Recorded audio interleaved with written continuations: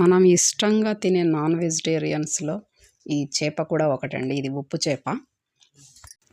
చేపలన్నీ నచ్చుతూనే ఉంటాయి కానీ కొన్ని మాత్రమే నచ్చుతాయి కొందరికి. కొందరికి ఇంకొన్ని నచ్చుతాయి. వాటిల్లో ఈ ఉప్పు చేప ఒకటి. ఇది కూడా చాలా బాగుంటుంది. చాలామంది తినే ఉంటారు. ఇది మీరు చూసేవాళ్ళు కూడా తినే ఉంటారు.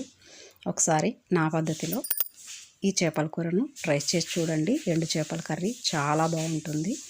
ఇవి క్లీనింగు నిన్నటి వీడియోలో పోస్ట్ చేశానండి. ఒకే వీడియోలో లాంగ్ అవుతుందని. ఆ వీడియోలో క్లీనింగ్ చాలా నీట్గా తెలియని వాళ్ళు ఉంటారు కదా, వాళ్ళ కోసమని చేశానండి. అలాగా క్లీన్ చేసి పక్కన పెట్టేసుకొని అలా ప్యాన్ పొయ్యి మీద పెట్టేసుకొని ఆయిల్ వేసేసుకొని పచ్చిమిర్చి, ఆనియన్, కరివేపాకు అలా వేపేసుకొని మసాలా, కొబ్బరి,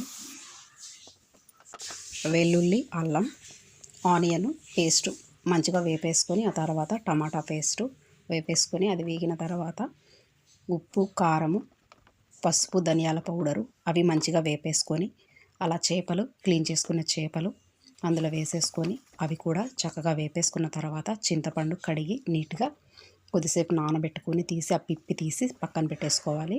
ఆ తర్వాత కొత్తిమీర నీట్గా కడిగి పక్కన పెట్టేసుకోవాలి.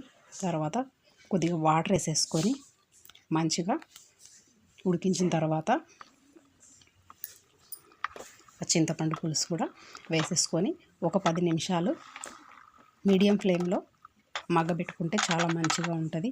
అవి 2 వంకాయలు సపరేట్ పక్కన నూనెలో వేపి వేసానండి. అలా పచ్చి వాసనగా నాకు నచ్చదు కాబట్టి నేను అలా నూనెలో సపరేట్ వేపి వేసుకున్నాను. చాలా బాగుంటుంది. రాగి అన్నంలోకి రాగి ముద్ద, అది ఒట్టి రాగి ముద్ద సంగటి అండి.